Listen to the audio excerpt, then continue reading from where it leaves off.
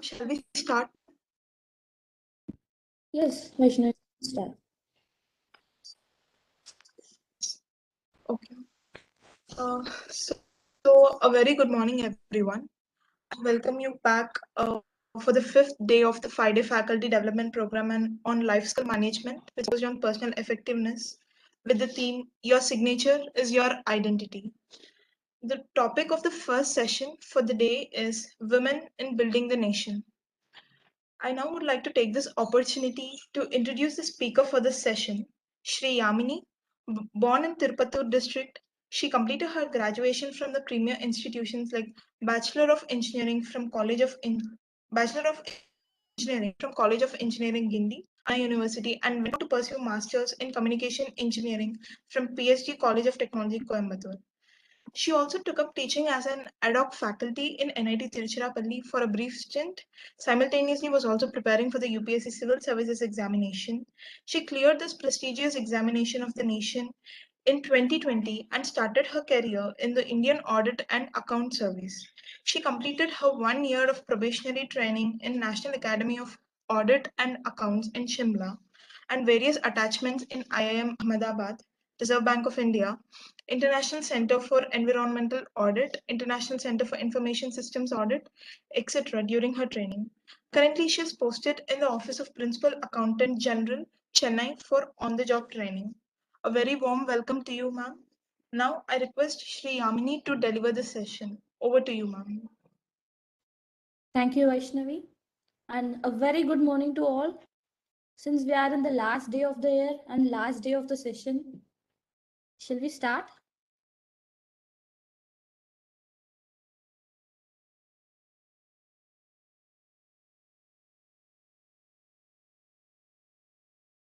Yes, ma'am. Can you guys see my screen? Yes, ma'am, it is visible. Yeah. And guys, any doubt in between or any queries you want to oppose me or acknowledge me, you're free to do it. Put it in the Q&A section or raise your hand. We'll speak in between. And I welcome you all to my topic on Ma'am, women sorry to in nation. interrupt you, but your voice is breaking in Sorry, between, ma'am. It's not audible properly. it's not Your audible. voice is breaking in between, ma'am. It is not audible properly. Yeah. Is it okay now? Can Okay, you? ma'am. Yes, ma'am, it is okay. Yes, ma'am. Okay. Let me know if there's any interruption in the or echoing or break in the voice. Okay, guys, let's go into the topic. That's Women. fine. Okay, Vaishnavi. So I'll start my topic at least now. It's women in nation building. So before we could directly move, I hope yesterday also you had a session on this on the same topic covered by Bharati ma'am. I hope she would have covered it extensively. So let me cover up the patches I think she would have left and which is essential for every woman to know. Just tell me, put it in the chat box or reply. Relate every of this object with the gender you think. Think a newspaper. Think of whether you could relate it with a man or a woman. Can I have your response? Hello?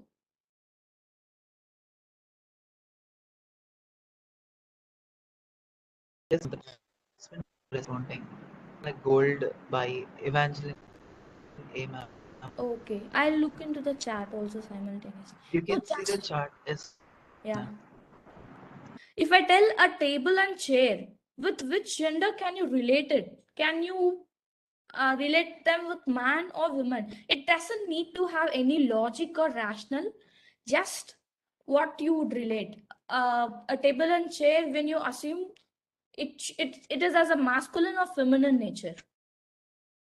Oh, okay, it's good. Evangeline says it can be both gender also. It's good. Let me go for one and one. Table and chair. Can I get the responses? No gender, Ranjita. Okay, fine. Both. Okay, then let's go to the next one, newspaper. If you take a newspaper, which gender you can relate it with? Either man or woman. You can have some logic behind your responses, or it need not be also just like that which strikes your mind. So most of the responses I get as man. Table and chair, it's both like the both gender, a neutral. And for pen,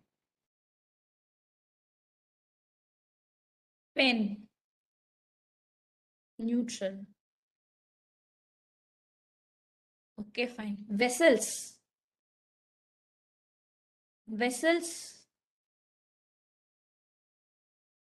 women.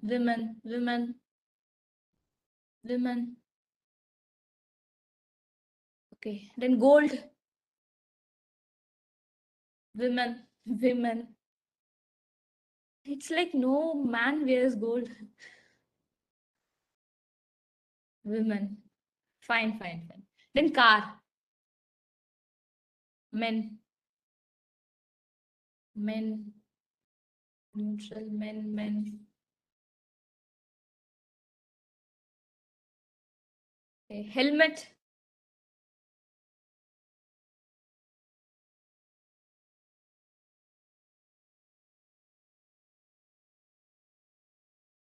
can I get the responses for helmet? Helmet, man.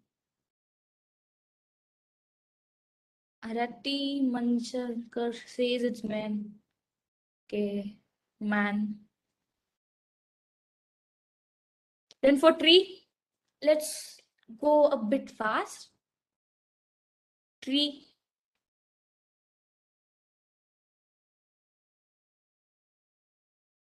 women.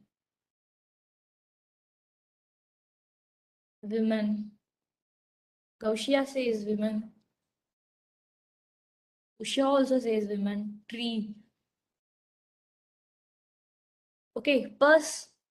Okay, before I got the responses for women, a fighter plane. A fighter plane. If you see a fighter plane and ask you to relate with something like a man or a female, which one you would go? Fighter plane. Man, men. Entrepreneur.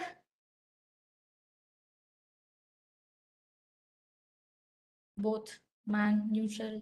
Both. Neutral. Fine. Both. Oh, this response is pretty good. And a school teacher. Last. We are at the last. Women. School teacher. Women.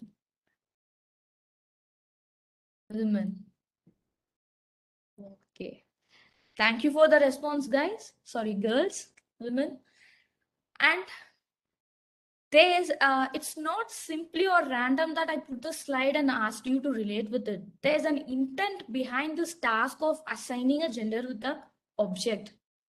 Let's see why I intended to do so. Banu, can I get the video of few attendees so it doesn't look like a monologue? Ma'am, to get video, they have to become the panelist, ma'am. I mean, whoever raised the hand, I can make the video of them. Oh, okay, fine. Then okay. But I can unmute them if they raise the hand. Okay.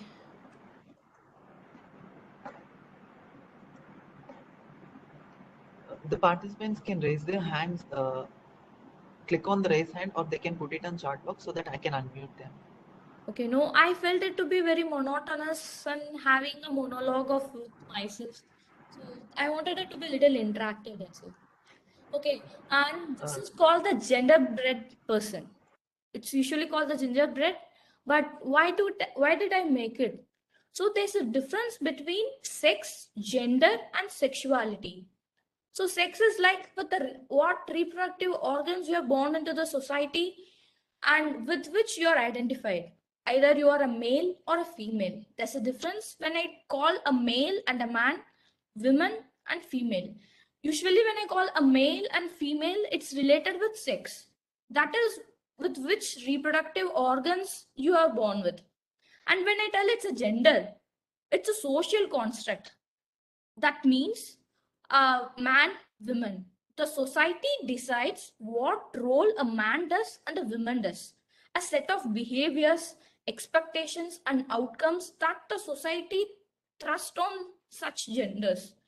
Say a man means he has to be the breadwinner, he has to go to work, he cannot be idle, and he's so much viewed upon on the success criteria. A woman, she should be a caretaker, homemaker, looking after the family, doing the vessels, washing, cooking. So these constructs, when you identify with a particular gender, particular person, that's called a gender.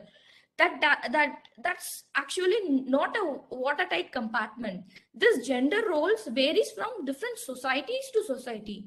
A Tamil society or an Indian society may not be the same with a different Eastern Indian society or Western society. If a man does work, that shows him to be feminine. That's a gender role. And identity is like how you identify yourself. I may be born a woman, but I wish to be identified as a guy. So that's the identity. And the expression is how do I express my identity? By ways of masculinity or femininity. I want to be more masculine. I'll go for this tomboy style haircuts, wear the outfits of men, and show my identity in ways of those expressions. If I want to be feminine, though I'm born like a male, I can express my identity as feminine. So this is the difference. When you think of women, it's usually the gender notions that the society has put on you. I hope I had made it clear the difference between sex, gender, and I made this because when you are relating,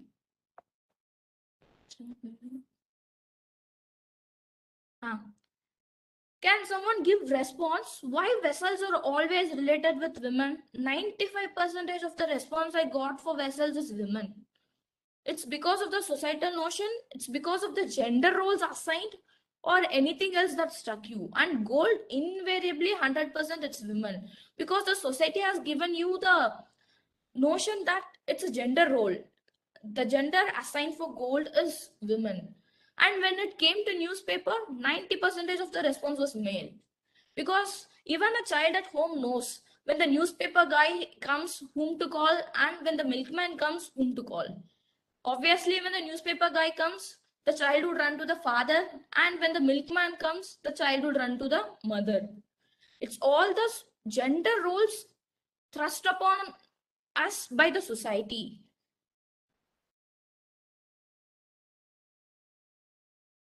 So we had, as a part of the lecture, Women in Nation Building, we now know what comprises women. It need not be a sexual identity. It's the identity you carry. And the next one we'll see what is nation building. So usually the term nation also by definitions vary across different genres. Like say for example, Israel and Palestine are called nation states because though they are bound by the same physical boundary, nation and a state, they country, these are all different terms and the definitions varies accordingly. If a nation is one which has the same boundary, sorry, a state is one which has the same boundary, and a nation is one which has been united by the ethnic unity and the cultural unity. India is called a nation because the people identify themselves as one culturally. So there can be different nation states also. United States is a nation of states, and United Kingdom has 4 nations within it: Northern Ireland, Great Britain, and 2 other countries inside it. So when you go for a nation building, what do you call? it is in the cartoon you can see that the US congratulating a soldier for his mission in Afghanistan. We all know why US went to Afghanistan. It's because they said the reason is to build a nation. The nation building is mostly used with the terms of a post-conflict nation, either ravaged by a civil war or a full-fledged war or anything that needs attention. But we cannot take it in the crude sense. That nation building is also applicable in day-to-day functions of an ordinary state like India, which is not like ruined or by, which is in its own terms. The nation building can be called as the establishment and development of institutions and organizations that promote communal activities, which again promote peace and prosperity of the nation, like in the spheres of social, economic, and political.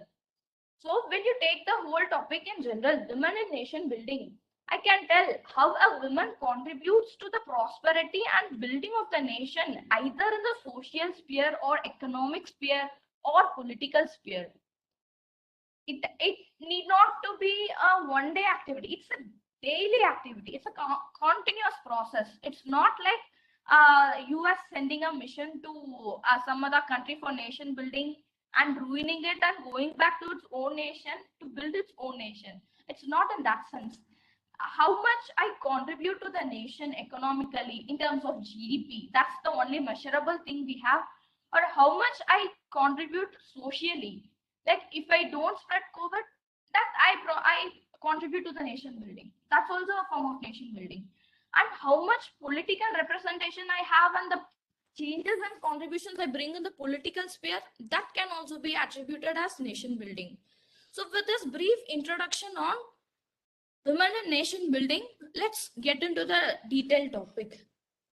So when I think of women and nation building, it's not something new that fell from the sky today. It's there since the inception of nation. It's there from ancient, medieval, and modern times. It would be a great blunder if I miss telling the names of women who contributed a lot to the nation building during the ancient and medieval times.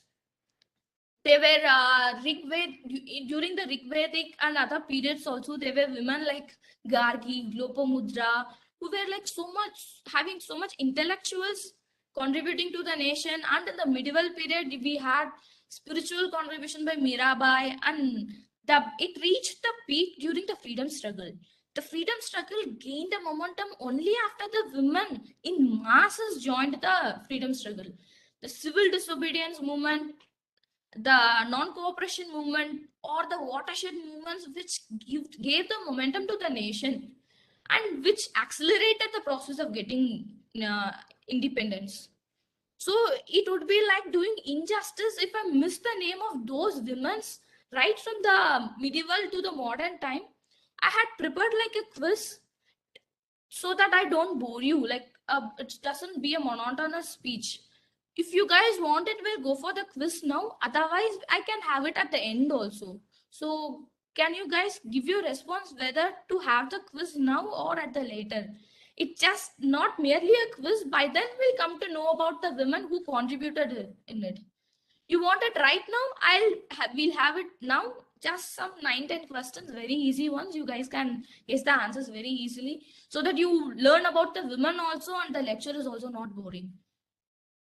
So guys, tell your response. You want it? We'll have it. We'll finish it in quite 10-15 minutes this quiz and we'll go to the next topic. Bharati wants it now. Ranjita, okay. Finish it now. Okay, Madam Evangeline.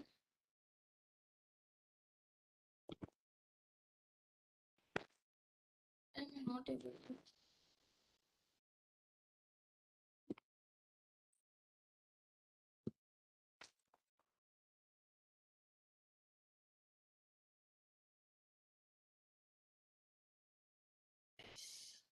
Please don't look at the answers. Just give me the responses beside. I'll read the questions for you.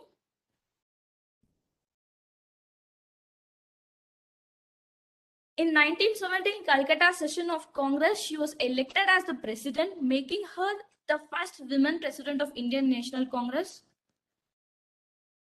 When World War I broke out in 1914, she helped launch the Home Rule League to campaign for democracy in India and dominion status within the British Empire. Who's the stalwart in Indians' freedom struggle, on whose name there's a place in Chennai? Chennai people should give the answer soon. No, it's no Bharati, it's not Sarojini. Josephine has given the right answer. Can I get any more responses?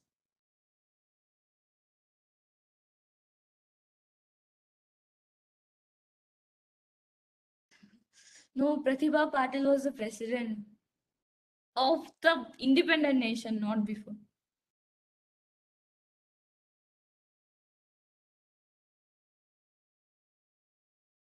So any guesses? We would have all studied this in 10th standard history. It's nothing new. Okay, let me not waste time. Answer is Annie Besant. Besant Nagar is named after her. And she is a great visionary. Though she is not an Indian national, like she worked for the progress of Indian nation. And I also wanted to tell one thing. Each of you can emulate a nation of the United Nations. Like I thought since we would be having more than 100 participants, you can assume yourself to be one of the nations. Like you can assume yourself to be an representing India, China, Palestine, or any other country, Japan. And imagine how as a woman you can build a nation. How much contribution you would give to it. So Annie Besant, though she's from England, she worked for India and she's a great woman. And we'll go to the second question. She was a revolutionary of the Indian independence movement and was an officer of the Indian National Army. She led the Rani of Jhansi regiment of INA. She's not, of course, Rani Jhansi. A regiment of INA under Subhash Chandra Bose was named after Rani of Jhansi, and she was the captain of that regiment. In 2002 Indian presidential election, she became the first ever woman to contest for the election to become president of India, which she eventually lost to Dr. APJ Abdul Kalam. Who is this revolutionary Indian freedom fighter who is also an alumni of Chennai Queen's Mary College and Madras Medical College? Don't think I'm regionalistic. I thought these questions would be more relevant and you can find it. Yeah, Bharati is right.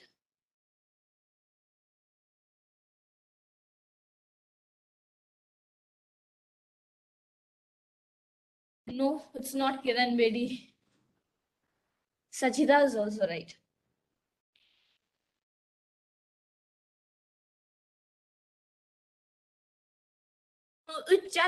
Don't just consider it as a quiz, but imagine the pressure these women could have faced in the mid 18th and 19th centuries. Even at this modern period, there's so much patriarchy imposed. But see, she was a revolutionary that time and she led the regiment also. She had the guts to fight the well-renowned scientist and obvious, no doubt, the good person. So that means imagine the mental strength and the physical courage they had to do all this. And she is nothing like jumped from the sky or the born with a silver spoon kind. She also studied an alumni of Queen's Mary College and MMC.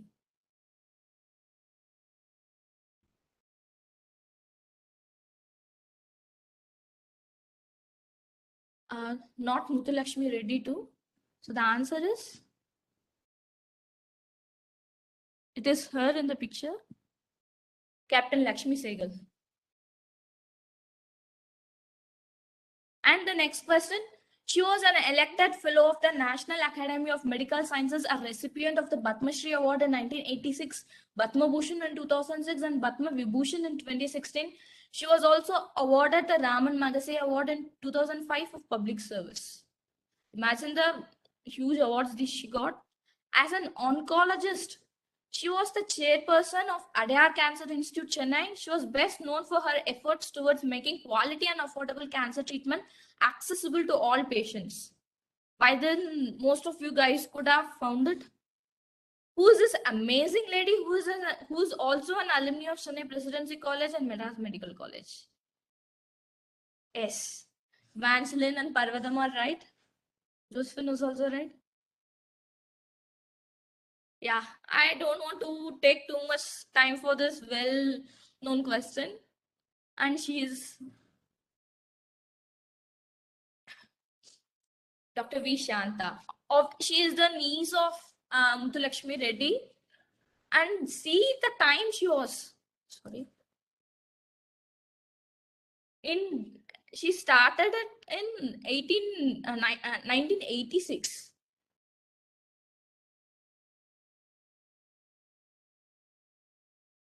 And the next question, a freedom fighter who participated in the Quit India movement. This leader was an associate of Gandhiji, worked with him to bring normalcy in areas hit by riots during the partition.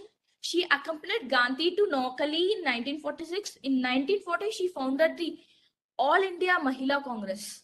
She was also a member of the Constituent Assembly. In 1963, she became the Chief Minister of Uttar Pradesh, making her the first women Chief Minister in independent India. Wait for the full questions. Who is the strong leader of India who passed away in 1974?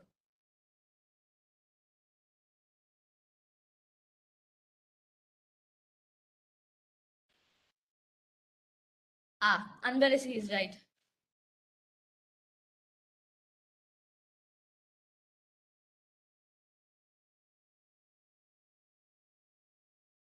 She is Sucheta Kriplani. She also presided over the session of Indian National Congress. And the fifth question to you guys. Since March 2019, she has been the chief scientist at WHO. During the fight against COVID-19, she has been one of the prominent face of WHO and its press briefings. Previously, she was the Deputy Director General of WHO from 2017 to 2019. Oh God, you guys are genius. I'm getting the response so quick and the right replies. Bharti, Anbarasi, Josephine, it's right. Evangeline is also right. But let me complete the questions. I can understand your enthusiasm. I feel good. Who is this Indian pediatrician and clinical scientist researching on TB and HIV who was born in 1959 at Chennai? Yes, I got the responses. No use in waiting. Soumya Swaminathan. That's right. And the question 6. She was the first woman judge in Delhi High Court and the first woman chief minister of a state high court. The state being Himachal Pradesh. She was a member of Justice Verma committee that was established to overhaul India's rape laws in the aftermath of the infamous 2012 Delhi gang rape case. She was also a member of 15th Law Commission. And she is right. Who is this legal luminary who was also the first lady lawyer to be designated as a senior counsel by the Supreme Court of India? Yes. Are you guys searching on Google or giving it on your own? You are really fast.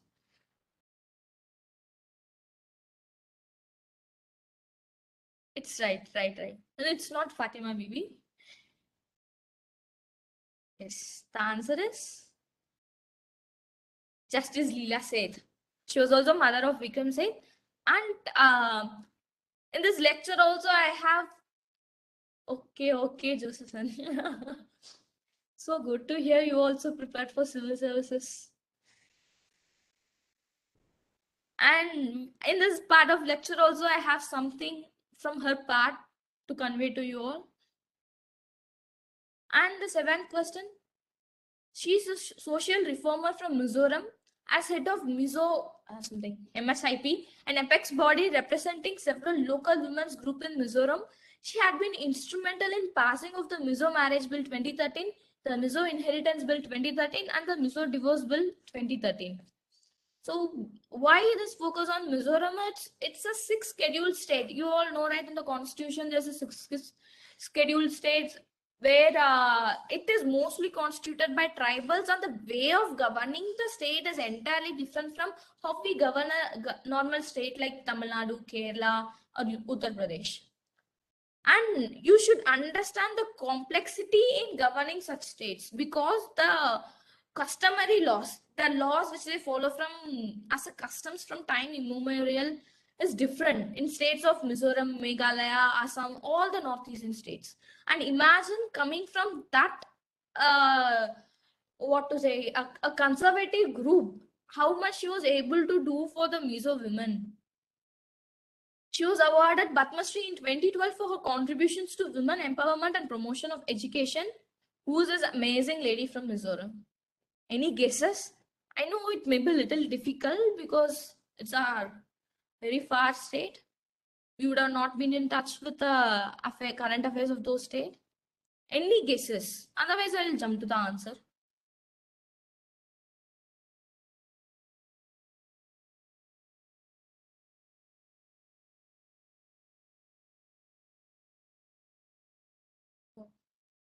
Where are my audience?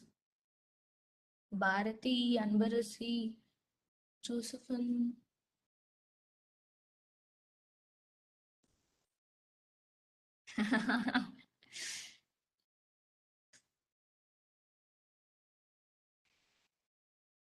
It's okay. I'll go for the answer. She's this amazing lady, Sankumi Baluchak, Volchok. Just Google and get to know about her.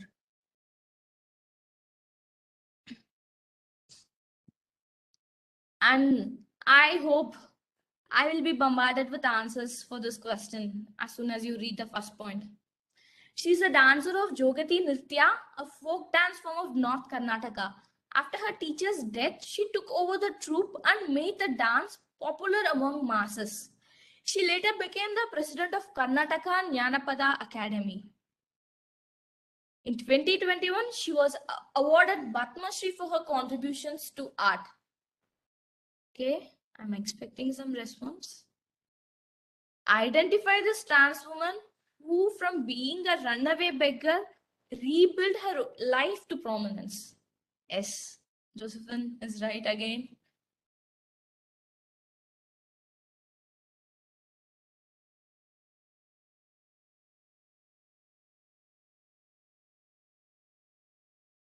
Anbaras is also right.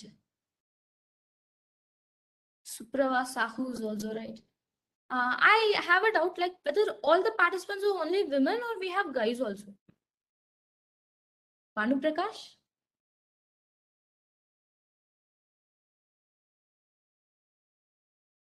Okay, it's only women. Thank you. Yeah, Anushri is also right.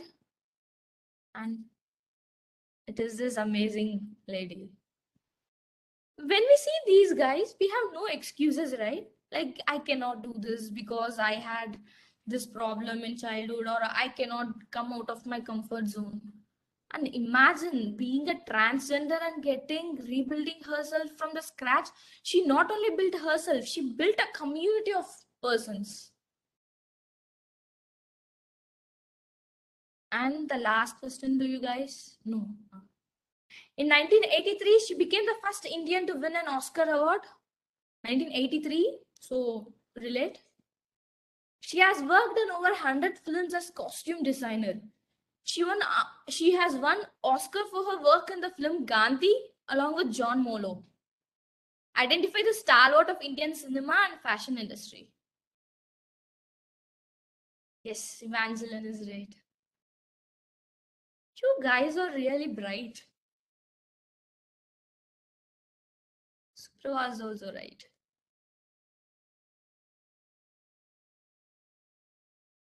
I should have made the quiz little difficult.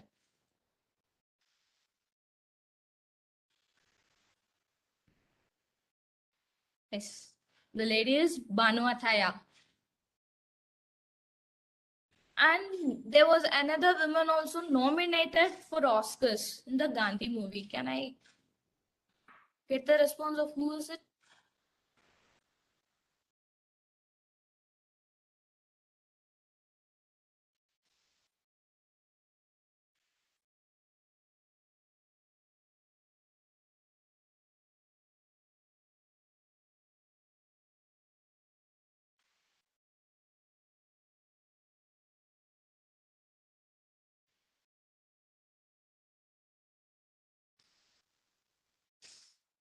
Okay, I'll give it as a food for thought. Find it and let me know at the end of the session. And the last question, this is the easiest one of all. In 1971, she became the first woman to be awarded Bharat Ratna for her leadership role during a major war. She was also the first woman to be the Defense Minister of India. Should I go to the third one? Who is this politician who's popularly called the Iron Lady and is the only female prime minister our country has ever had? Guys, yes.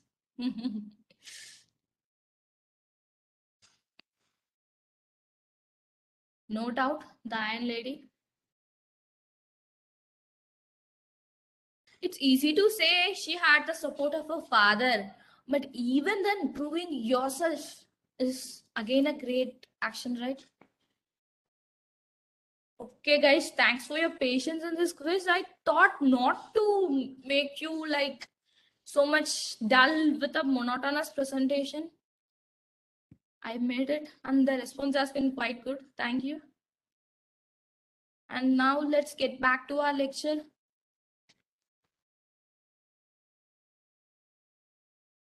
Okay.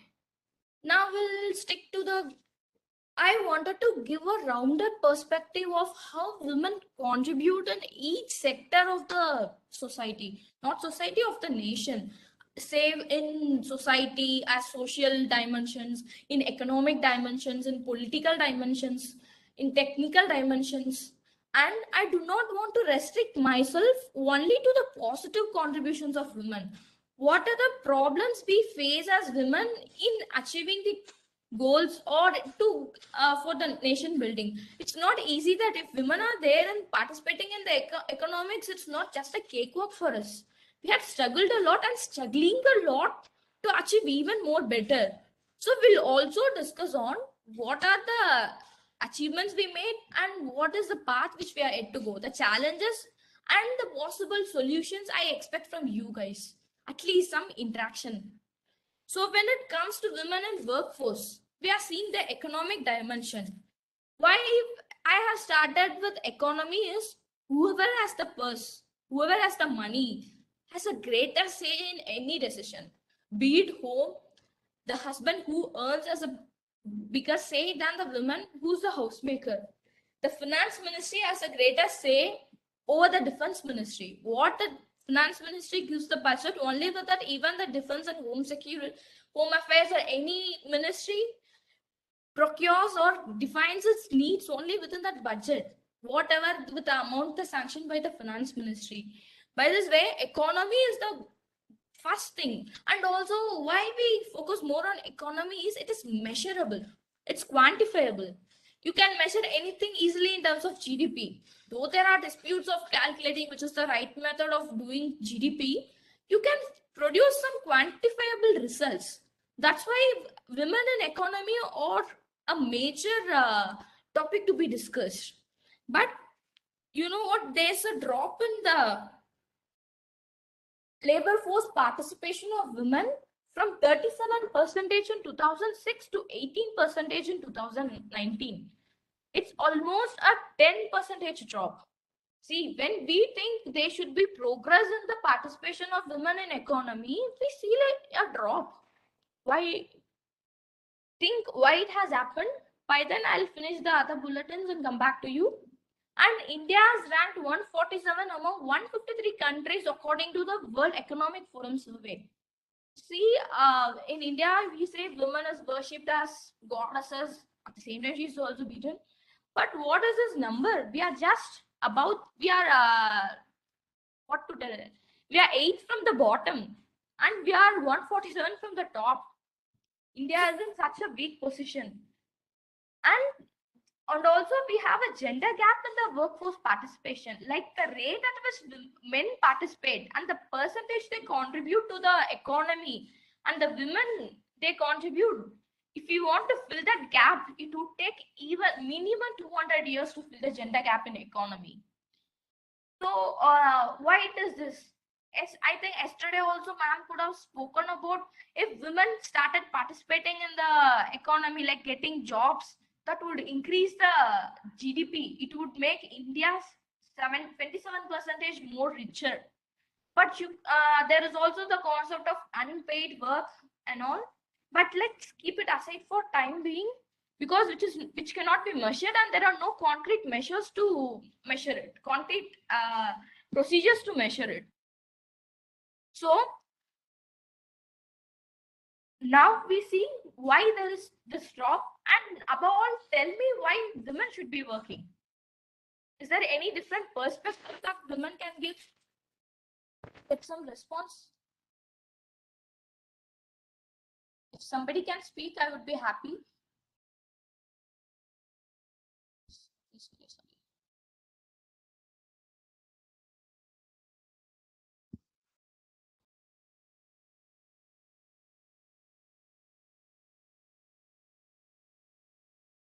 Anuprakash, you're muted and I think you're speaking.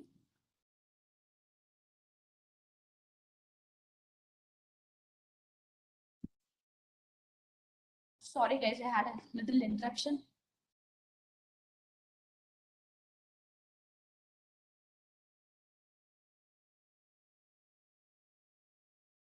Can somebody tell why women should work? We are happy at home cooking, washing vessels, looking after the family. Why should women work? To herself, from her perspective also, for the greater good of the society also. Why should a woman work?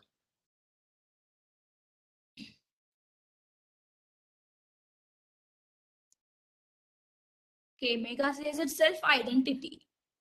Okay. And how does working outside your homes helps in your family also? Financial independence, definitely, Lakshmi.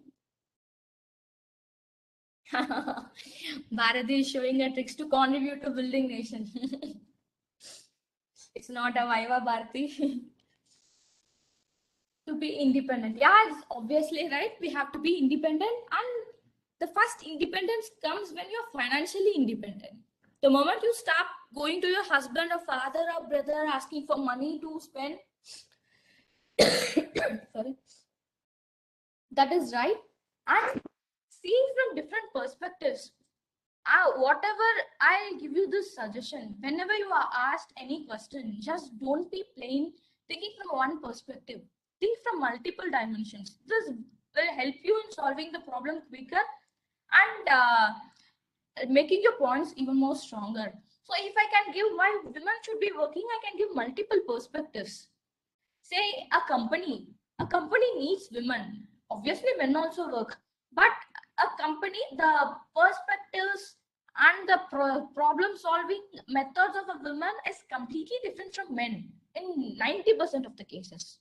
So it would be beneficial for the company, and for men, they will understand if they see their colleague women worker having troubles in the work and the family also. He can empathize with his wife that okay, my wife will also be suffering. So with both of a double work of working at home also and working at office also, that can give you a better understanding between the married couples. That's the same for women also. Women can also understand the turmoil, the stress the husband is undergoing in the company.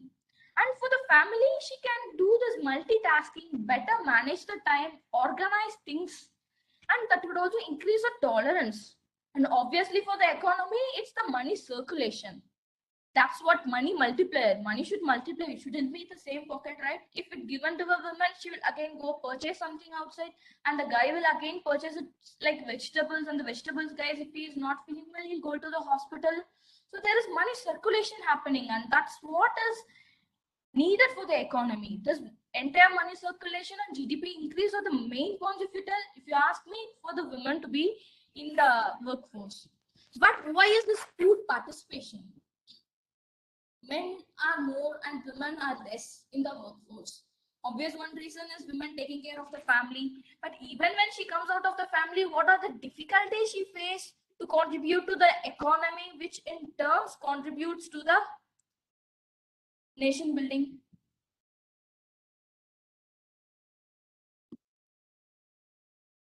Any response, guys? I know you all are working women. what makes you cooperation from family? Definitely that is there. Okay, as a working woman, what difficulties you face and what you think, you be conscious of what you're telling, because it's not something of a random woman I'm asking. It's about you, me, and the third woman we see in the bus or in the train who commutes with us in the same or works in the office. What are the problems women face in workforce? What which we can change so that we can contribute even more, so that it results in the nation building even more in a better way. What is the problem? Bharati has said it's cooperation from family. Anything else? Balancing family, proving oneself at every point. Anushri, yeah, it's right. So all the working women think only of their families when we come out, right? Yeah, it's mostly the family. If you ask me to buy, it's 60% the family issues. Who will be thinking, who will be taking care of a child? Who would be like looking after the in-laws at home, anything. Other than that, we also have some other problems. Like the commute to the office itself is a problem in many cases. Say a girl would be having a work in Gurgaon, but she would be staying somewhere in UP. A family may not be willing to send her. How will she commute every day? Or even if it's like relocating to Gurgaon, how much difficulty she has to face? And the sexism which is in the workplace. I hope everyone would be aware of the Sexual Harassment at Workplace Act. That could have also been in one of the sessions, I guess. You obviously, certainly every woman should be aware of this. Even with an institute of 10 people working, even if there is only one woman, there has to be this act, the internal complaints committee, which looks into the need of women, so that she is not sexually or physically or mentally abused and harassed. And when you, I saw a survey where women felt that working is a second option to them. It's not a second option. It's the primary duty of the husband. It's not my duty. If the husband is working and earning well, why should I go work? This mentality is also there in the women. And one main thing I wanted to tell here is, women, other than blaming the family, the work environment, the commute and everything, the mentality within the women should also be reviewed, right? According to a survey taken by WEF, the same survey, 84% of the women thought working is not their primary cup of tea. It's not their cup of tea. It's the duty of husbands. Let the husband work, I'll take care of the family. It's like when there's a dilemma between who one has to stay in the family and one has to work, obviously it's going to be the men who's going to work, and it's the women staying at home and looking care of the children and the home. So this mentality has to change. And they also felt that if women starts earning, she would have a greater say in the decision making of the home, and the tables would turn. The husbands would be at the receiving end and the women will be at the giving end, which is against the very notion of the patriarchal society. So as we all seen what is the problem and why there is a drop in the labor force, what we have to do now so that we overcome all these obstacles and contribute to the nation building? What is needed? Some response by speaking, not by chat. Can someone give? Bharati?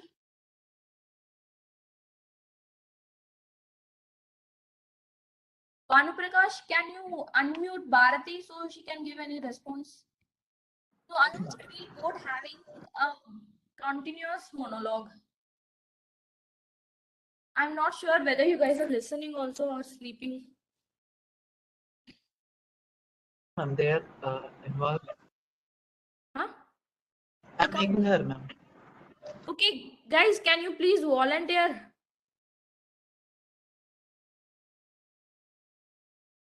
Just tell me, let it be trivial also. I won't judge you for being wrong or right. This is a personal conversation between you all and me. Bharati Sharma, ma'am, you have been unmuted. Okay. Bharti, can you speak now? Yeah. Like, what do you Like, think? can you repeat the question? Good morning, ma'am. Hi, good Hello, morning, am I Bharti. My question is like you had seen there's a less participation of women in workforce, and I have also listed the problems. Like there's no family cooperation, the commute, the workplace harassment, the mental stigma the women herself has.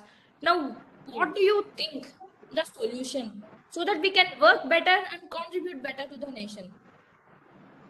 I think first we have to change the society thinking because see, still it is male dominant society. Female are not coming, especially those who are in the uh, rural area. They are at least working shoulder by shoulder and doing the work there. But in cities, really difficult. Plus, working environment is not so comfortable or good. So there are some changes are needed to change the society, the working environment, the balancing thing, and obviously there should be something to be considered to empower the women. That is required. Okay, fine. And anything else? Like changing the society is not that we can do in a jiffy. It needs I know. generations and generations of behavioral change. And education play very important role. Huh. So in education, we can impart, especially right from the beginning, to make aware. Because if you see some certain textbook and other things, so there you can see there's from the right from the beginning, the task and other things, they are gender based. Like girl is there, she is cleaning the utensil, boy is there, is playing. Like that, the people are sticking to that right from the beginning. So we have to change that thinking of the people. Okay, okay, fine. But anything that is ready-made, like I want to implement in the next 2-3 months, so that I can increase the women workforce. Anything of that? Not only Bharati. Anybody wishes to answer? Can please tell your Maybe answers. like in our country, there are so many social NGOs and other things. So if we can incorporate those people and they can go and talk with people and change the mental setting, that will be helpful, I think so. Okay, fine. Good. Good. Thank you, Thank Bharati. you. Thank you for your Thank suggestions. you. Angela and women's right. But can we think it very simple? Like my problem is the commute. I cannot manage my family once if I leave my home and work. Why can't give me work from home? Why can't you make it like make the work more flexible? Like don't stick to you should work 40 hours a week. The commute time to and from the office is 2 hours in the morning and 2 hours in the evening. If I can reduce that time and work from home, make accessible work from home to all sections of women, not only to the elite one where the service sector operates. Something which you can give for the women in other sectors also. And another apprehension among women is and not getting dropped out of the workforce is the maternity time. When I get conceived, when I give birth to a baby, I need to take care of my baby all the time. So what do I do under the pressure? I drop from my work, but the intervention of government in extending the maternity weeks from just 12 weeks to 26 weeks is a great leap. Like it's a great stimulating factor, encouraging and motivating factor for women to work in the workforce. The same should be adopted in the other private sectors also. Though it's in the letter, it's not in the spirit. And there should be crushes. Whenever I ask about women, they say, I'm we think only of the family, my child, either in terms of giving birth or after giving birth, I have to take care of my child. I cannot leave it to any nanny income. Keep a crush, keep crushes in your office, just a room where the children can play, and in between every 4 hours, it's like the women can go and look after the child. They can contribute more. These practices are nothing new that I'm suggesting. It's there in the paper since a long time, but the implementation issues has not made it practically feasible to achieve the targets we needed. And what other okay, and in the workflows harassment also, as we said, there's a internal complaints committee to take care of the needs of women and everything. So this is my overall comprehension for women in workforce. Whenever you have problem, just try to solve it thinking in simple terms. Either work from home, give me the gadgets or teach me, which I can adapt, and make sure that the women can balance both the family and the work. Okay, let's move to our next topic. Okay, this is just a trivia. Since I said to fill the gender gap in economy, we need 200 years. We have Ministry of Women and Child Development in India, and there is Ministry of Gender in Liberia. Liberia, you think it's some African country which is not developed, so developed like us, but they also have Ministry of Gender. I came across this last day only, like Ministry of Gender Competitiveness. That was too inquisitive for me. Like either you promote a gender, but this ministry works to compete women along with women along with men. So can you guys make a guess of in which country there exists Ministry of Gender Competitiveness? Sweden, New Zealand, South Korea, Canada. Out of 4, it exists in one country. Can you guys make any guesses?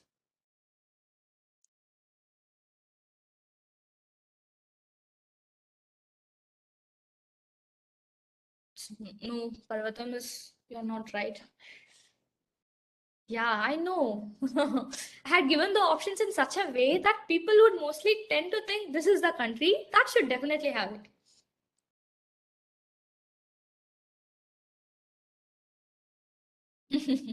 Me too, no idea.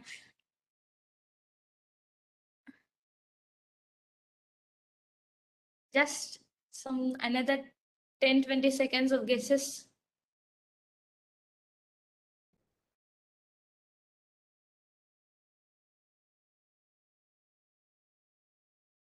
Okay, I'll tell. It's South Korea. We could have obviously thought it could be Sweden or New Zealand, which is super developed, whose human development indices are exceptionally high and like no country can compete with. But it is South Korea. But it's a good innovation, right? Ministry of Gender Competitiveness. Like we have a happiness index in Bhutan.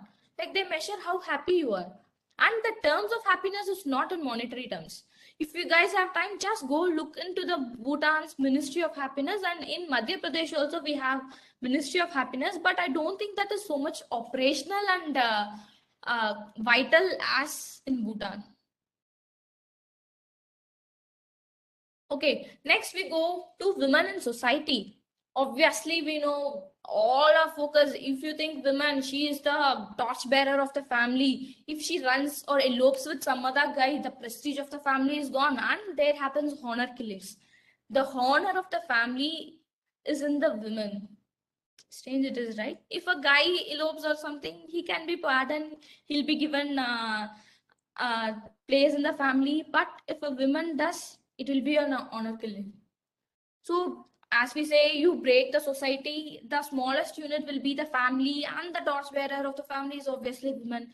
And we were initially matriarchal societies, but slowly we moved to patriarchal. That means patriarchal is where men holds the reign of the everything in a society. And initially we were matriarchal. Can you think at which part in the society or which time in the society we moved from matriarchal to patriarchal?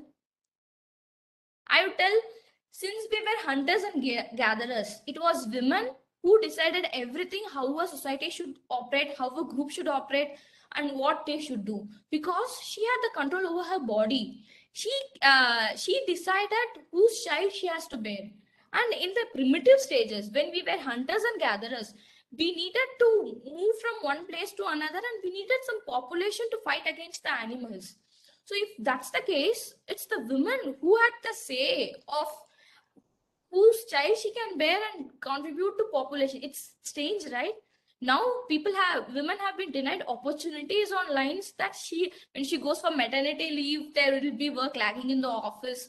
And when she is weak during maternity period, that she cannot perform anything on par with man. But at the initial stage, at the crude form of the society, we were matriarchal. But slowly, when we started having settled agriculture, as long as we were hunting and gathering, it was women who's deciding everything. But once we started clearing the forest, when the destruction started, we needed able women. like strong people to cut the trees, to log it down, to make a path and everything. And women was not able to do it when she was carrying or when she was down with the menstrual cramps. So at that time, slowly and slowly, the patriarchal started its root. And now we can see how big it has been built. And there's sexual division of labor. What do I mean by sexual division of labor is the works in the family is assigned based on whether she's a girl or a boy. If she is a girl, she is given the household chores, and boy, she is made to go to schools. This is what is happening predominantly in major sections of India. And it would also be the female child and the mother who eats last. When this is a main factor, because nutrition is important for women as it is important to man. When there is very less food left, and when you see in poor families and all, they cook the vegetables and give it to the boy child or the elderly man, and when women eat it at last, they have both the quality and quantity very less in terms of food. This is called sexual division of labor. And I spoke about this honor killings also. And the next is health and education. How much women contributes to the health and education, and how much it in again contributes to nation building. We all know, I don't want to repeat the same stories, how the education can be a agent of social change. The educated women obviously have a greater say. They use their mind, they get the work done. And you all know the legal, they get to know the surroundings better than an uneducated man. I'm not saying literate, it's uneducated. And the health needs of women, if you see, there are more than 50% of girls who are anemic. And this is more important because when you are anemic, the childbirth, the next generation you're giving to the society will also be weak. There would be stunting, wasting, and other health issues with a child.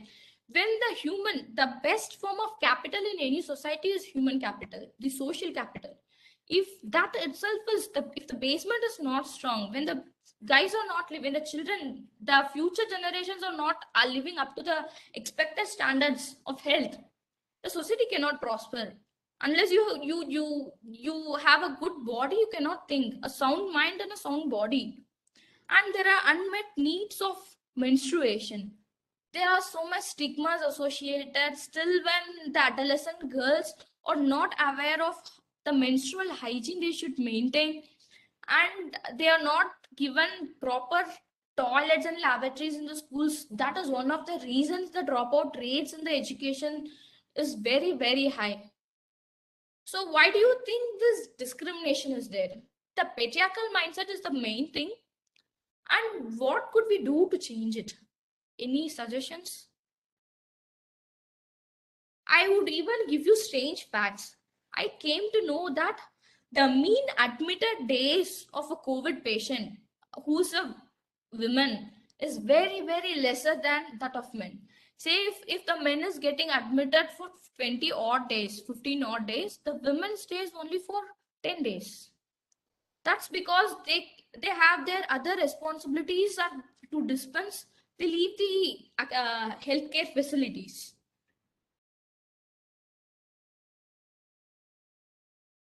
Any suggestions, guys?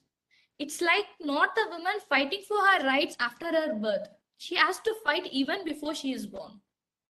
This feticide, female feticide and everything. Right from the womb of the mother, she has to fight for her rights. And when it comes to viewing the health of women also, healthcare facilities from government. Yeah, that's the main thing we need. That's the response from Bharti. And when you think of women's health, you shouldn't see it only in terms of the adolescent stage and the maternal stage. We speak about maternal mortality rate. That is, out of 1 lakh live births a woman gives, 113 women die due to maybe not a clinical delivery or other complications during the delivery, or there is no proper medical facilities, healthcare facilities available within her vicinity, so she is able to give a proper birth. These are all maternal mortality. So you shouldn't think when it comes to health, you should take care of the woman's health only during that maternity stage. The health should be of the lifelong of duration, either the mental health or the old age health when she faces in the last time. So what makes women not having to meet their health needs in entirety? It's because the accessibility of healthcare facilities. If a survey has shown that if the healthcare facility is within the reach of the women, she visits it more often than anybody else. And if we are able to provide the midwife services, midwife services is like auxiliary nurses will tell, who visits the home of every woman, pregnant woman, take care of her vitals every day or every once in a week or once in a month and report it, we can meet the health needs of women in a better way. And more than that, empowerment comes from, as usual, within the family, society, behavioral change, sensitization, multi-sectoral action, and localization of the issue. First, you should be aware of what's happening and you should be able to voice your opinion on it. Since it is the health which is the bedrock of the society. If you're not healthy, you cannot contribute in any dimension, either economics or social dimensions, or in the political dimensions. More than contributing, an unhealthy person is a liability. Nobody wants to like bear the burden of someone who's ill, because that affects the productivity of both the persons, the one who's ill also and the one who's taking care of him also. So this is the comprehensive view I could give for you guys in this time. The contribution of women in the need of women in health, so she can contribute better to nation building. And I'll give you an interesting case study. Like, it will be nice if somebody can read it for you. I'll tell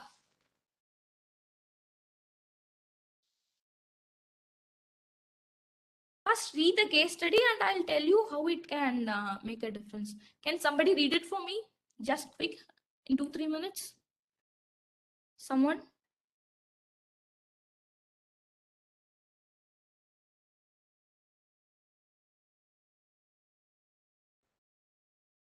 My girls, are you there? Hi, ma'am. I want to read, but I'm having that severe throat and some fever. Oh, it's So okay. that's It's why. okay. It's okay. It's okay. Sorry. No. Banu, can you unmute someone and ask them to read? Definitely, ma'am. Don't But think like I'm torturing you even in this leisurely online lecture, but I need to do it to get some yes, ma'am. acknowledgement from you. So Rajalakshmi madam has raised and I have unmuted her, ma'am. Okay. Rajalakshmi, can you please read it for me?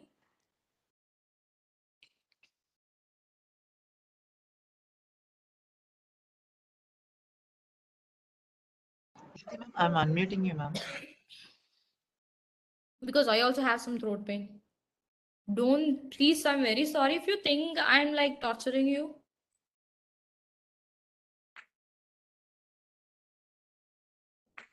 Ma'am, I have unmuted you, ma'am.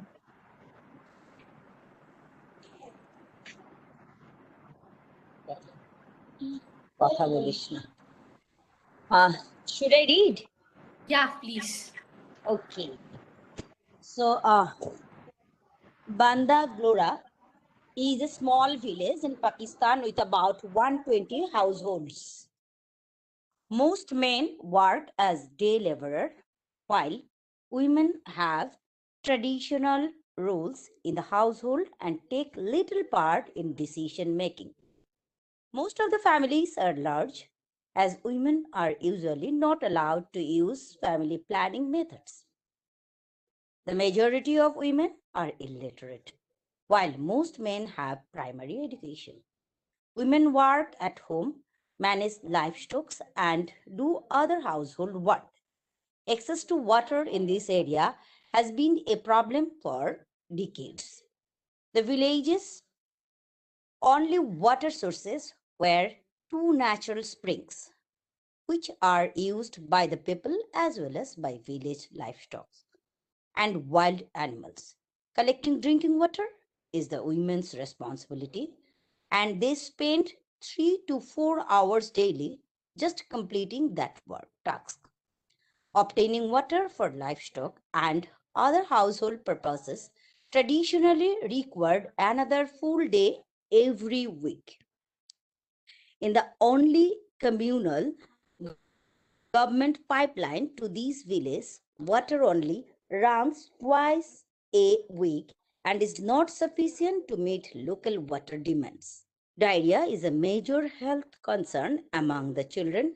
Given these circumstances, the need for improved access to water and sanitation was urgent. Thank you. Thank you, Deepti Datta. So, what you guys see from this? I don't want to make it like a theoretical lecture telling that women can do this, that. It's a practical thing. It's really happened in Pakistan, and it is done by women. It's like women and water are inseparable. If there's a water crisis, that's a personal crisis for women also, because it is her who stands in the line, who goes kilometers across to collect water. It's maybe we will not be aware, but people from Rajasthan and in the interior, remote, rural areas will be knowing it. How far a woman walks just to collect water, and there's a fact that women and girls spend 266 million hours every day. It's in the worldwide, I'm telling. 266 million hours every day finding a place and collecting water from there. Imagine 266 million hours.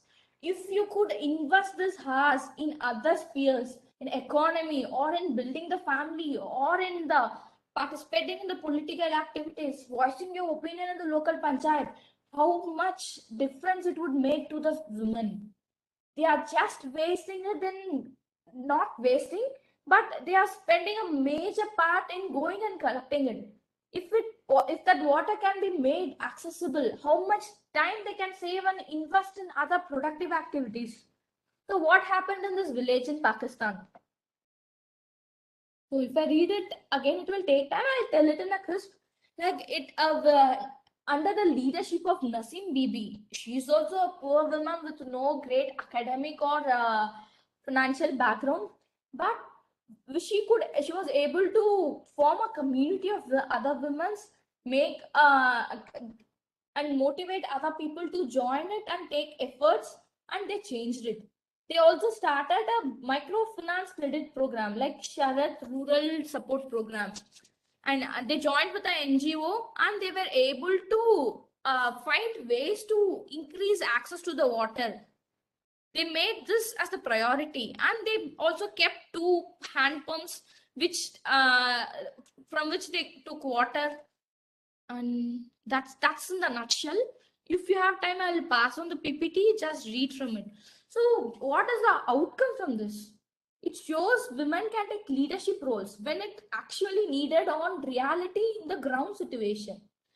It's like saving their time.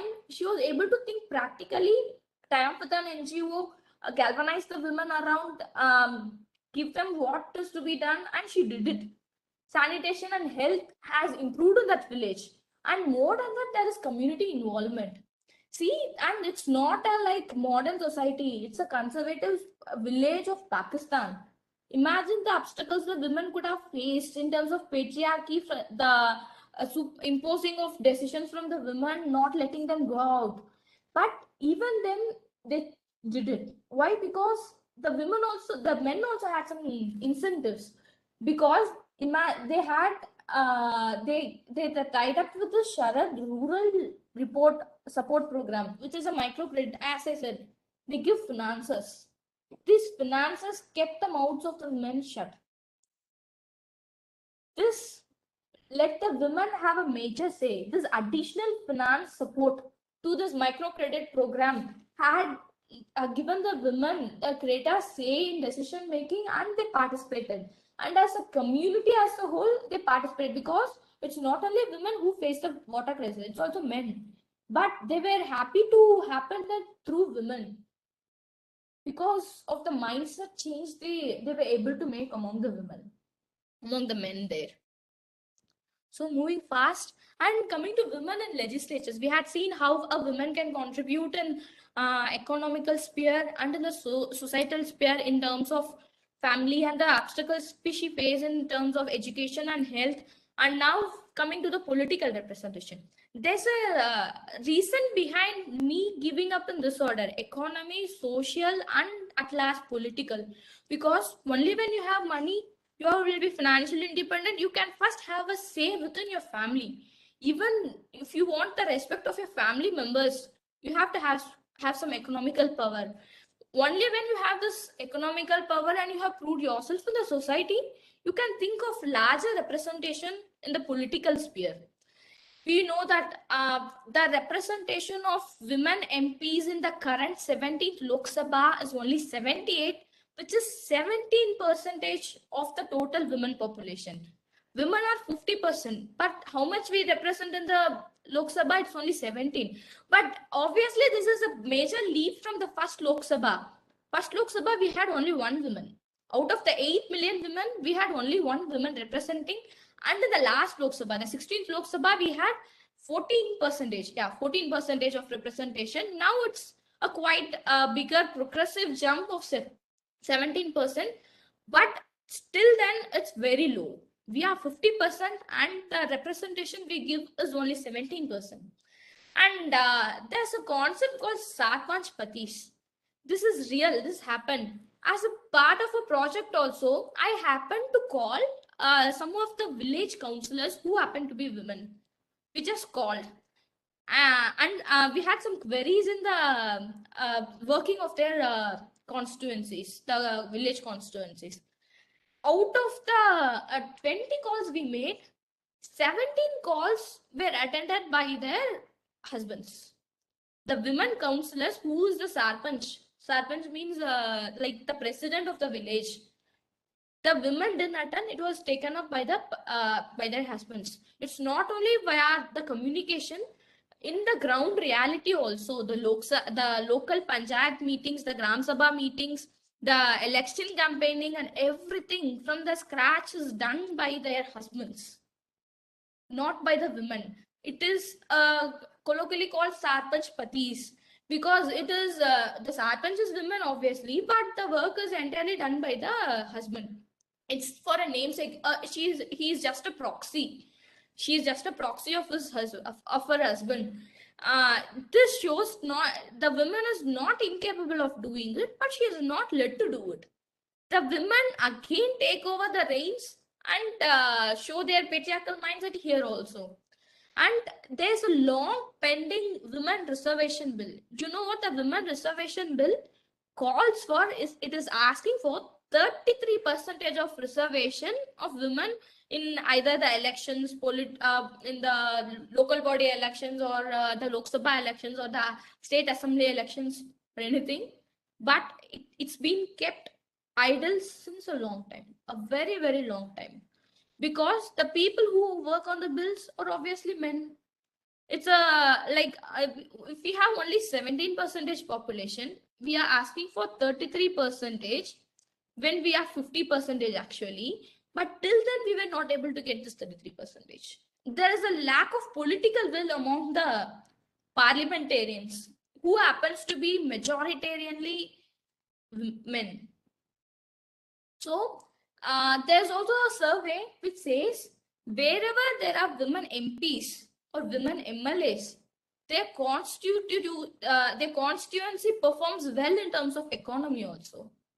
So I would tell it's a virtuous circle. We would have known of vicious circle. Vicious circle. Vicious circle is like one negative things leads to another negative things, and you are kept in that entire trap of negativity, like the downtrodden or something. The virtuous circle is, see, when I have economic power, I can get political power, and I can translate that to an entire constituency. That's why we ask for more representation of more women in legislatures. It's not simply since we are 50%, I want 33% representation in it. Not merely because of a physical presence. We also, this is a proven survey that wherever there are women constituencies, women-headed constituencies, there's prosperity in economy. The people tend to perform well. Imagine I represent some village. My village is Tirupatur. Like I become the councillor or MLA of my constituency, and I go. There would be so much responses from the other women coming out to me just to hug me or touch me or speak to me something. This hesitation of speaking with a male ruler is broken when a woman is there. Then women can come out of their cocoons, break the glass ceilings, and communicate with their rulers, with their representatives.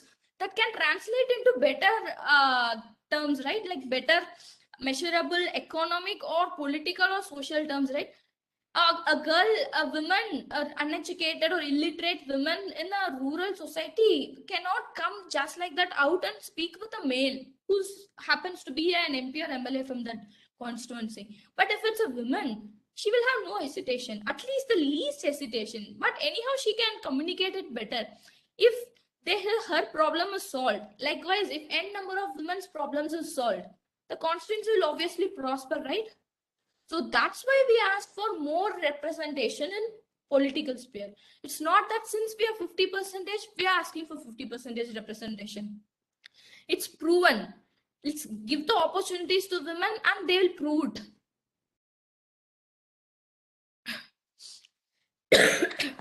And so far we had seen women in development. Like you should involve women to make the country develop. Now what we are going to ask for it, women-led development. Like women from the recipients of development, she should be the architects of development. Like I should frame how it should be and what other women, other men or the society in large should get. Because there's a ripple effect. It's not that simply they say, if you educate a man, you educate him. If you educate a woman, you educate a family or you educate a community. Because an educated wife, an educated woman, educated mother will make sure that his son or daughter also gets it back. It's called the ripple effect. And she will also make sure, she will also sensitize people around her that you should get education. This will happen. This positive things will happen when you go ahead because of this. And this ripple effect is possible because of women. I don't mean to tell it's not there from men. It is there from them also. But the focus should be more on women because the effect is more, the large. It reaches more audience. And it is not something which can happen in a day. It's a longest journey. Yeah, we do accept it's the longest journey. But the initiatives and things should start. They say 50% is not equal to special interest group. What I mean to tell is like women-centered schemes, women-centered scheme, like Beti Bachao, Beti Padhao. That's all needed. That's all absolutely good. I'm not against them at all. They are needed. But there should be a point where we are not treated as some special interest group. Special interest, I mean to tell, this is some section of society that needs improvement. That time should change.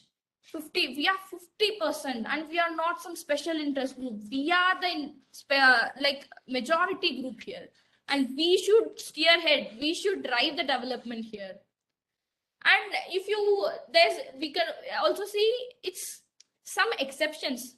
If some woman gets into the limelight or anything, we'll see it's an aberration. Oh, she was good enough to get it. She had this, so she could do it. She had the family support. It's like some exceptions. But what the same thing if the man does, he is idealized. He is seen as a charismatic leader. I mean to tell, we should be as examples, not like exceptions. Like 1 or 2 women could do it. Not everybody could do it. We should prove that each one of us can do it. We should lead it by examples and we shouldn't be considered as exceptions or aberrations from the normal society. And we shouldn't be treated as some weak, downtrodden society to be given help. But until we reach a stage of giving the development, we need special incentives.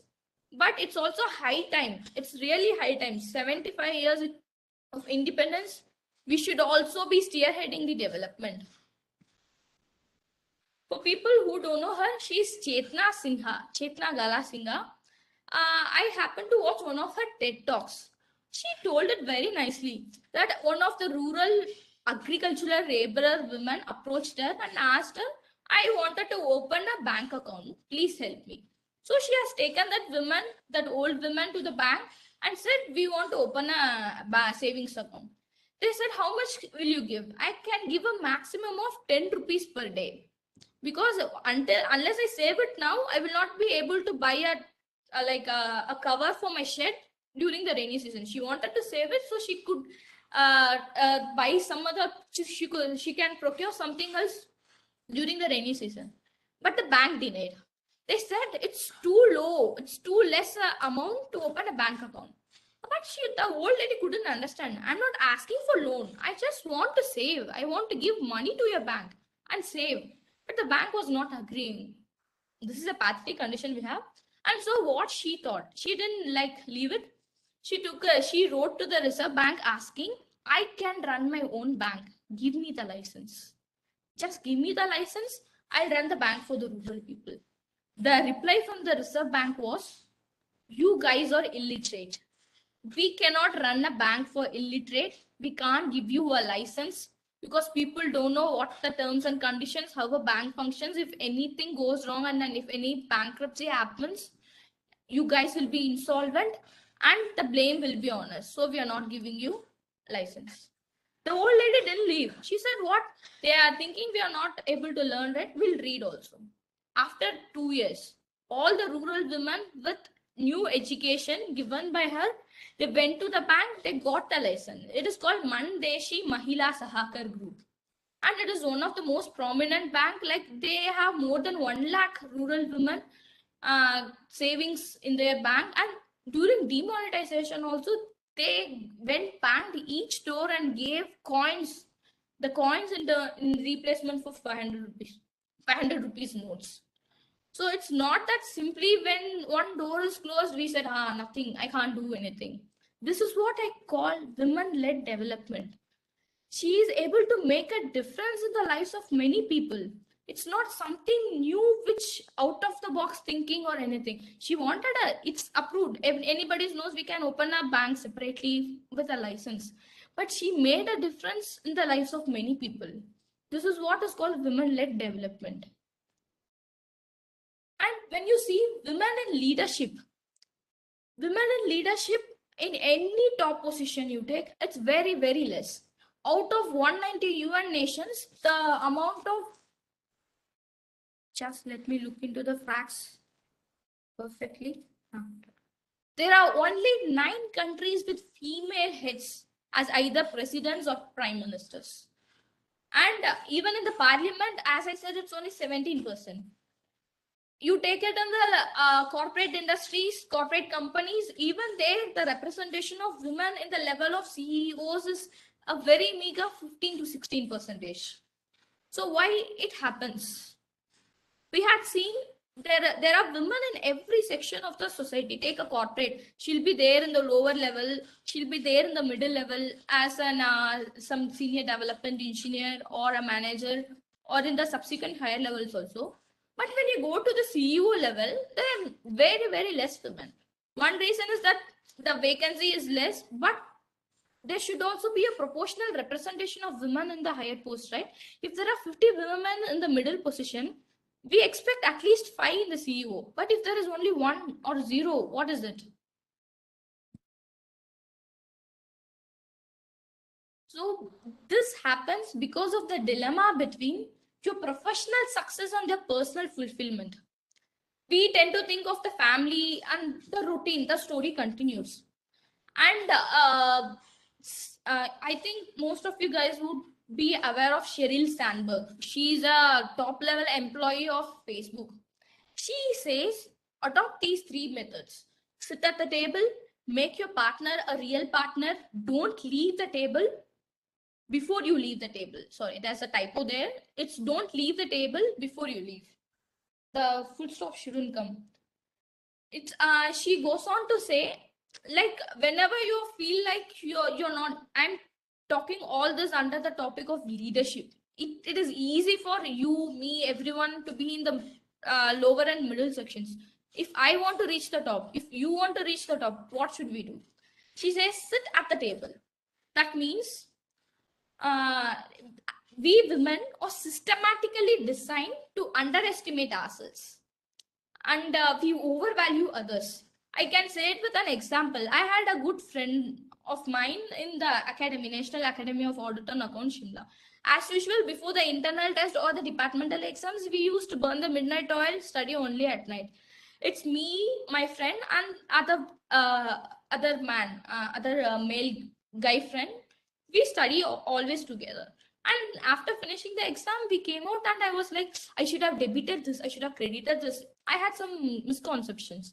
And the guy was like really cool. I asked, how did you do? He said, awesome, I'll top the class. I was like, okay, he is very cool. But when the results came, he got very much lesser marks than me. The problem is we tend to underestimate ourselves and the guys tend to overestimate ourselves. It's like systematically proven. And even when coming to a job, how much percentage of women do you think negotiate for a salary? It's only 7%, while 57% of the men negotiate their first salary. They are vocal of their needs. They can speak what they want. That's what I mean to say, sit at the table. Like, don't underestimate yourselves and go to a corner. Take your table. Be vocal of yourself. Negotiate. Own your own success. This is usually happens when you ask anyone who topped the exam or who got a bigger award or Batmashri or anything. You go ask a woman, she will tell, I would like to thank my family for the support they have given. I would like to thank my friends. But when it comes to men, it's really low. I say, it's me. I did it. I got it. That's it. That's the mentality we have. It's like, don't contribute your success to others. Own your success. I don't think I just taking it as a motivational talk, but this is what happens when you really want to contribute to the nations. A simple change, or even a slightest change in the behavior of you, that can make a big difference. They say, right, 1.01 power of 365, how much it can make.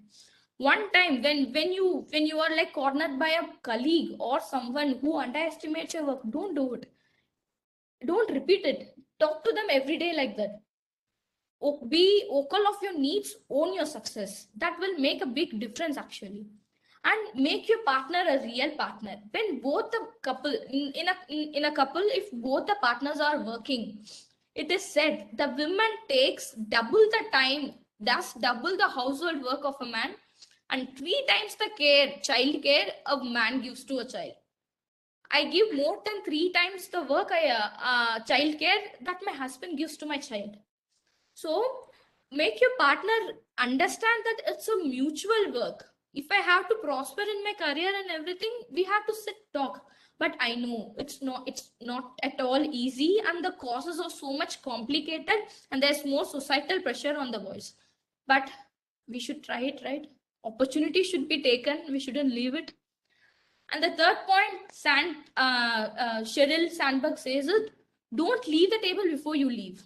Like, you would be having some plans, like this age I'll get married, this age I'll get pregnant, this age I'll have maternity leave. So the moment you sit at your table and start thinking of your maternity thing, which is going to happen after 10, 12 odd months, there would be a less progress in your work. You would not be so much involved in your work that time. You will not be like, whenever there's something, you won't raise your hand. You'll lean yourself. You'll sit quietly, lean yourself back. That's what she says. Don't leave the table before you leave. Just keep working. It's not like you want to be in the top position, but when you get a maternity leave, the guy beside you, you will be ahead of 10 months of maternity, and post maternity, there's childcare of another 6, 7, 8 months. So 2 years of your career is gone. By the same time, another guy sitting beside you would be ahead of you. So it's okay to lose these 2 years, but not before these 2 years. Not even thinking that I'll be pregnant, I'll not be able to do it. So when you have the time to leave for the like delivery, till then work. Then only you can be in the top leadership. It's not easy, it's challenging, but at the end, it will be obviously rewarding also. This is the 3 things she says for 3 times women in leadership roles. See, we had seen for women contributing in the day-to-day activities without even knowing she makes such a huge difference that she can build a nation to a greater extent. Imagine if she is in the leadership roles. We are in the leadership roles. How much change we can trigger in the economy, in the political and the social spheres. It would be tremendous. So I would like to finish my lecture with these takeaways. But before this, I want to show you a video.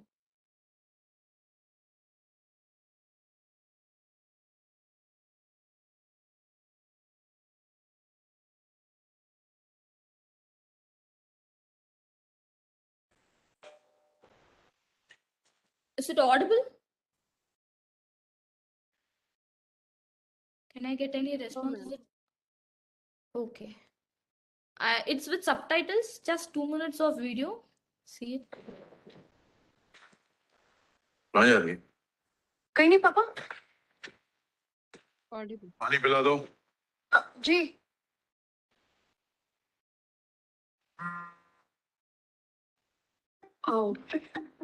वो पापा वो ना कुछ friends बुला रहे थे इस समय, तो मैं जाऊं?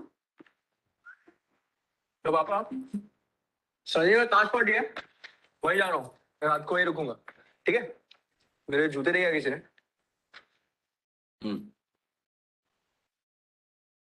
ये कोई टाइम है बाहर जाने का? हाँ? इतनी रात को पता ही नहीं बाहर जाके रात को क्या करते हैं। क्या हुआ?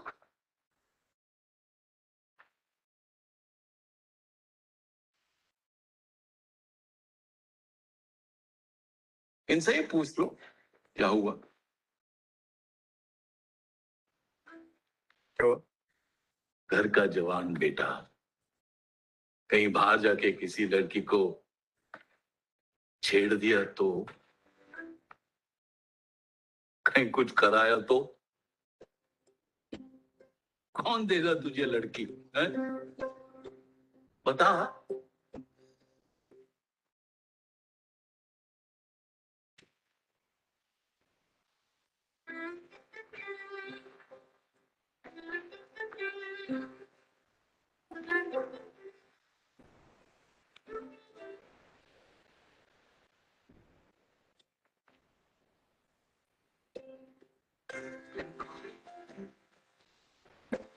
जाते जाते इसको छोड़ देना।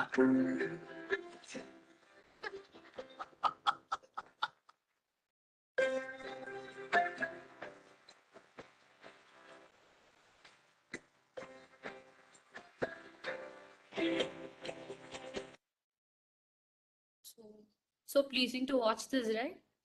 I have one more video. I'll just connect the both and the last slide. Just give me 2 more minutes. Unnimaya yes, അതെ. നാട്ടിൽ സാധാരണ ഈ കല്യാണത്തിനൊക്കെ കാട്ടിക്കൂട്ടുന്ന പോലെ നമുക്കത് വേണ്ട. എന്റെ തോട്ട് പ്രോസസ് കുറച്ച് ഡിഫറെന്റ് ആണ്. ഞാൻ പറയുന്നത് മനസ്സിലാകുന്നുണ്ടോ? ഓക്കെ. അപ്പൊ എങ്ങനെയാ ബാക്കി കല്യാണത്തിന്റെ കാര്യങ്ങളൊക്കെ? അതെ, ഞാൻ പറഞ്ഞല്ലോ നമ്മുടെ ഫാമിലി കുറച്ച് മോഡേൺ ആണ്. അപ്പൊ അത് ഈ വെഡിങ്ങിൽ റിഫ്ലക്ട് ചെയ്യണം. പിന്നെ ഈ മണ്ഡപത്തിലൊന്നും വെച്ച കല്യാണം വേണ്ടതേ, നമുക്കൊരു 5 സ്റ്റാർ ഹോട്ടൽ വെച്ചിട്ട് നടത്താം. നമുക്കിത്ര ആർഭാടമായിട്ടൊക്കെ നടത്തണോ? വളരെ ലളിതമായി നടത്തിയാൽ പോരെ? അയ്യോ, അത് പറ്റില്ല. നമ്മുടെ റിലേറ്റീവ്സിൽ പലരും VIPs ആണ്. പിന്നെ വിദേശത്തു നിന്നും കുറച്ച് ഫ്രണ്ട്സ് നമ്മുടെ വെഡിങ്ങിന് അറ്റൻഡ് ചെയ്യും. 5 സ്റ്റാർ ഹോട്ടൽ തന്നെ മതി. അപ്പോ ഈ വെഡിങ് ഓർണമെന്റ്സ് ഒക്കെ എങ്ങനെയാ? എന്റെ അമ്മയുടെ കുറച്ച് ഓർണമെന്റ്സ് ഉണ്ട്. പിന്നെ അപ്പോ ഞാൻ വിചാരിച്ച പോലെ തന്നെ. എടോ, ഈ കയ്യിലും കാതിലൊക്കെ സ്വർണം വാരി വലിച്ചിടുന്നത് പഴയ രീതിയാണ്. സോ അൺകൂൾ. കൂടിപ്പോയ 1-2 നല്ല ഡയമണ്ട് ഓർണമെന്റ്സ് അത് മതി. നല്ലൊരു ഐഡിയ ആണ് കേട്ടോ. എന്റെ ഒരു ഫ്രണ്ടും കല്യാണത്തിന് ഗ്രൂം ഗിഫ്റ്റ് ചെയ്ത ഒരു ഡയമണ്ട് നെക്ലസ് തന്നെ ഇട്ടിരുന്നു. Are you joking? No, I'm not. Look me. എന്റെ കയ്യിലുള്ള ഞാൻ ഇനി അതല്ല അതിലും കൂടുതൽ എന്തെങ്കിലും വേണമെന്നുണ്ടെങ്കിൽ നീ ഗിഫ്റ്റ് ചെയ്യേണ്ടി വരും. ഈ കല്യാണം എന്നൊക്കെ പറയുന്നത് എന്റെ മാത്രം ആവശ്യമല്ലല്ലോ, അല്ലേ? പിന്നെ ഇതൊക്കെ ഓർഗനൈസ് ചെയ്യാൻ നിങ്ങൾ അധികം ബുദ്ധിമുട്ടൊന്നുമില്ല. നമുക്ക് നല്ലൊരു വെഡിങ് പ്ലാനർ വെച്ച് ചെയ്യാം. അപ്പൊ ഒരു ചുരുങ്ങിയത് ഒരു 30-35 ലക്ഷം രൂപ വരും അല്ലെ? അതിലും കൂടിയാലേ ഉള്ളൂ. അപ്പൊ ഒരു കാര്യം ചെയ്യാം, പകുതി എക്സ്പെൻസ് ഞാൻ എടുക്കാം, പകുതി സാറ് സ്പെൻഡ് ചെയ്യല്ലേ? നാട്ടു നടപ്പനുസരിച്ച് പെണ്ണിന്റെ വീട്ടുകാരല്ലേ ചെലവ് നടത്തുക. നിങ്ങൾ മോഡേൺ ഫാമിലി ആണെന്നല്ലേ പറഞ്ഞേ, പിന്നെ എന്തിന് നാട്ടു നടപ്പ് നോക്കണം? ഒരു പെൺകുട്ടിയെ വളർത്തി വലുതാക്കി പഠിപ്പിച്ച് ജോലിക്കാരിയാക്കി വിവാഹം എന്ന് പറഞ്ഞാൽ നമ്മുടെ രണ്ടുപേരുടെയും കൂടെ ആവശ്യമല്ലേ? സാറിന്റെ മോനേക്കാളും ഒട്ടും താഴെയല്ല എന്റെ മോള്. സാർ എക്സ്പെൻസ് ഷെയർ ചെയ്യും, അതല്ലേ നമ്മുടെ ഒരു മോഡേൺ രീതി അല്ലേ? പപ്പാ വരണം. എന്താ പറയാ വാ.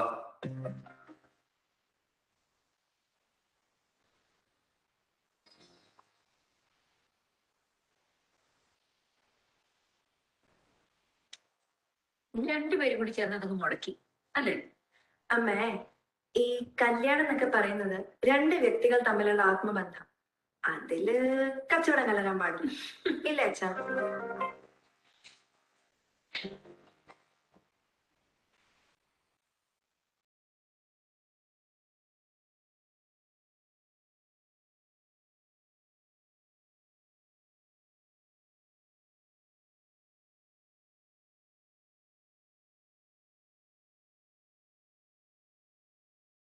So guys, I hope Addipoli.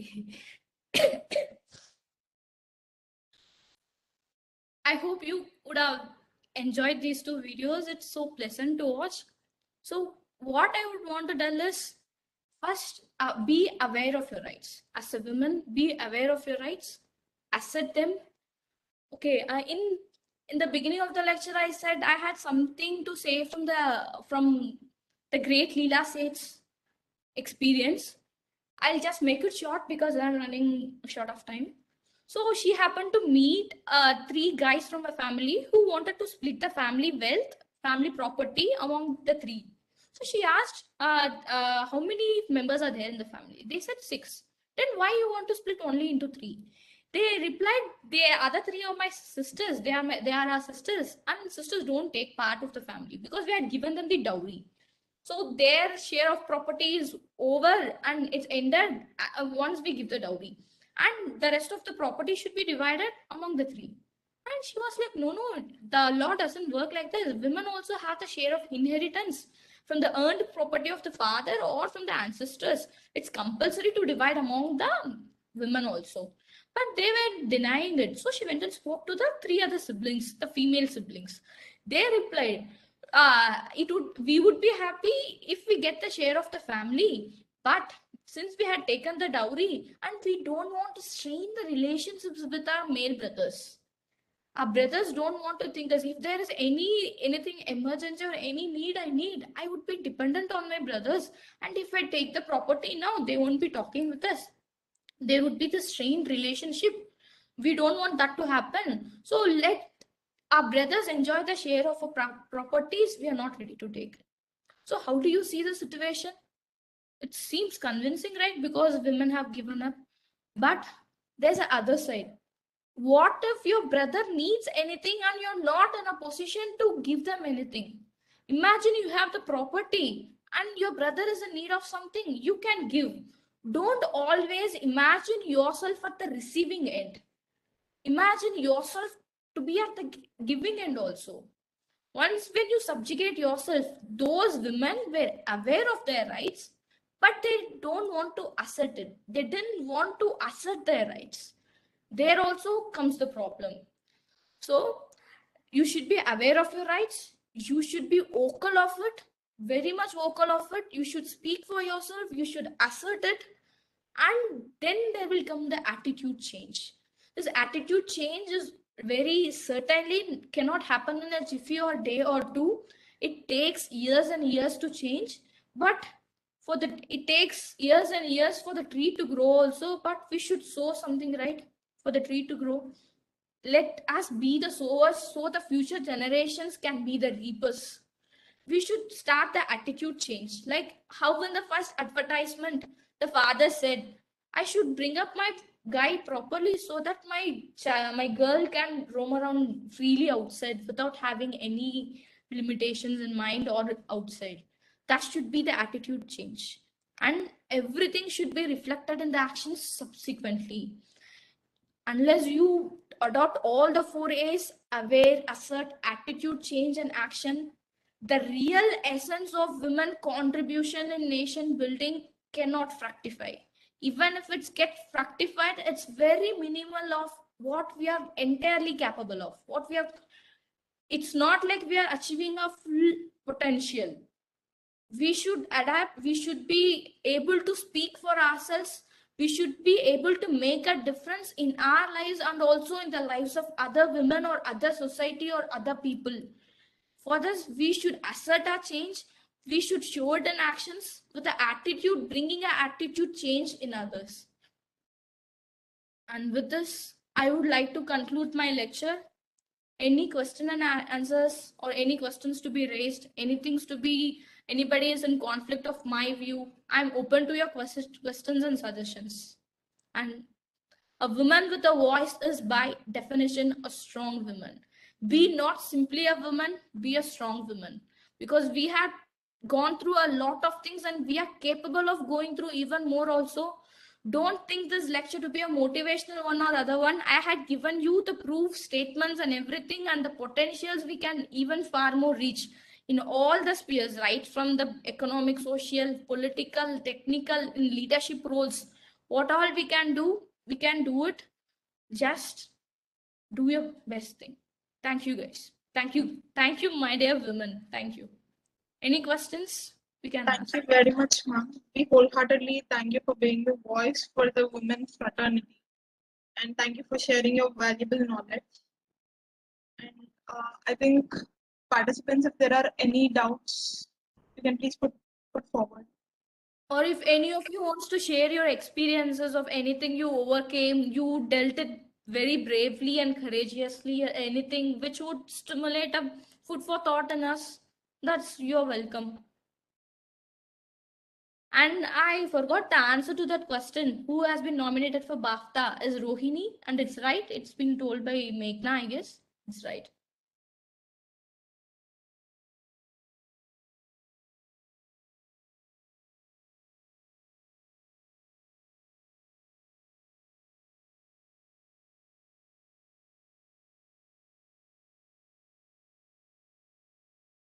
Yeah, Meghna, I see, but it cannot happen in the near future because still there is hesitation to work under a female leader.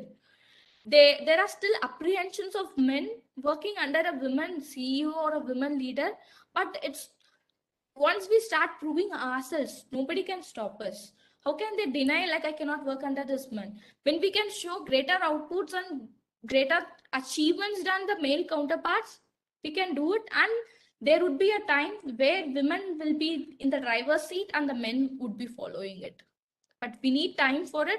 It would happen definitely, but though not immediately. This is the answer to question of Meghna. And I would also give 2 topics for the food for thought. When you are free, you can just imagine what can be done. One is increasing the marriageable age of women to 21. Will it result in a greater good for her, or it has any repercussions, which has any implementational flaws will be there that like backfires her? This is one topic. Because when I said when you marry a teenage pregnancies, that will give to a very weak babies, and that will in turn affect the social and human capital of the future generations. When you increase the age, that is good that she can make her own decision, she can complete her college, and it will be a better decision making afterwards. But in the period of 3 years from 18 to 21, you should also make sure there is safety, make sure the safety aspects of the women are put at the right place, right from the commute, the workplace, there's no rape and everything that should be taken care of. Like, see the two sides of the coin, weigh both the positives and negatives, and whichever is more, go for it. And the other topic which I want to deal, but since the paucity of time, I'm not able to do it. Other one is whether is it right giving women army officers a commanding role in the combat. So far, women are there in the military, but not in the combat. Combat means it's fighting on the field, real. It's not given to the women. Is it okay? Just think. If there's no more questions, or you want me to share anything, ask anything, I'm open now. I don't want to eat into your break time also. I will be quick and fast. Anything is there, we'll do. Otherwise, we'll wind up the session.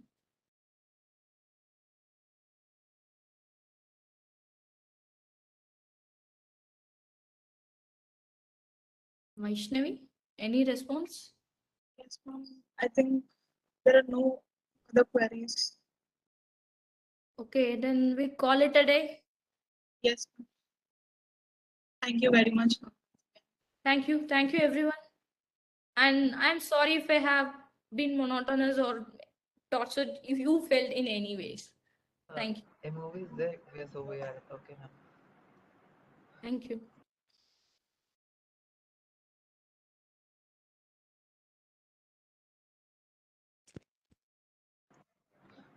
I request participants to take a break for 30 minutes and come back by 11:30 a.m. An interesting session on lifting women lifting strong women each other up by an eminent personality, Premlata Mishra, the owner of Advent Engineers. Will start by 11:30 a.m. Thank you all.